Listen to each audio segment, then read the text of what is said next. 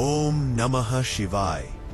जय श्री राम। स्वरम में आपका स्वागत है, जहां आज हम हरि और हर के मिलन की एक अद्भुत गाथा सुनेंगे। आज हम आपको ले चलेंगे भारत के दक्षिणी छोर उस पवित्र सेतु बंध पर, जहां स्वयं मर्यादा पुरुषोत्तम भगवान श्री राम ने अपने आराध्य देव भगवान शिव की स्थापना की थी।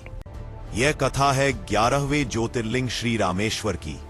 यह कहानी है धर्म और कर्तव्य की उस पराकाष्ठा की, जब भगवान ने स्वयं भगवान की पूजा की। माता सीता को दुष्ट रावण की कैद से मुक्त कराने के लिए भगवान श्री राम अपनी वानर सेना के साथ लंका पर चढ़ाई करने के लिए भारत के दक्षिणी तट पर आ पहुंचे। लक्ष्य सामने था, पर बीच में थी 100 योजन विशाल समुद्र की चुनौती। श्री राम और उनकी सेना इस विशाल सागर को पार कर लंका तक पहुंचने का मार्ग खोज रहे थे। कथा के अनुसार जब भगवान राम समुद्र का जल पीने के लिए उद्यत हुए, तभी एक आकाशवाणी गूंजी, जिसने उन्हें रोक दिया। राम, मेरी पूजा किए बिना ही जल पीते हो। यह स्वयं भगवान शिव की वाणी थी। इस वाणी को सुनकर भगवान राम, जो स्वयं विष्णु के अवतार थे, ने मर्यादा का पालन करते हुए सबसे पहले अपने आराध्य देवों के देव महादेव की पूजा करने का निश्चय किया।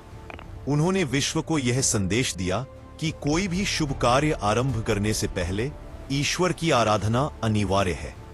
उस दिव्य वाणी को सुनकर भगवान श्री राम ने उसी समुद्र तट पर अपने कर कमलों से रेत को एकत्रित कर एक शिवलिंग का निर्माण किया।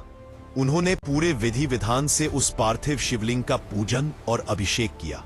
उन्होंने महादेव से प्रार्थना की और रावण पर विजय प्राप्त करने का आशीर्वाद मांगा।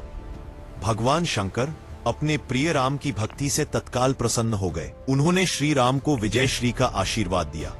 तब श्री राम ने हाथ जोड़कर महादेव से एक और वरदान मांगा, हे प्रभु, लोक कल्याण के लिए आप ज्योतिर्लिंग के रूप में हमेशा के लिए इसी स्थान पर निवास करें। भगवान शिव ने उनकी यह प्रार्थना सहर्ष स्वीकार कर ली। श्री राम के द्वारा स्थापित होने के कारण यह दिव्य ज्योतिर्लिंग रामेश्वर, राम के ईश्वर के नाम से जगत में विख्यात हुआ। आज भी भगवान राम द्वारा स्थापित यह ज्योतिर्लिंग रामेश्वरम के भव्य मंदिर में विराजमान है। यह मंदिर विशाल वास्तुकला का एक अद्भुत नमूना है। पवित्र तीर्थ कुएं। मंदिर के अंदर अनेक पवित्र कुएं हैं, जिन्हें तीर्थ कहा जाता है। मान्यता है कि इनमें स्नान करने से भक्तों के पाप नष्ट हो जाते हैं।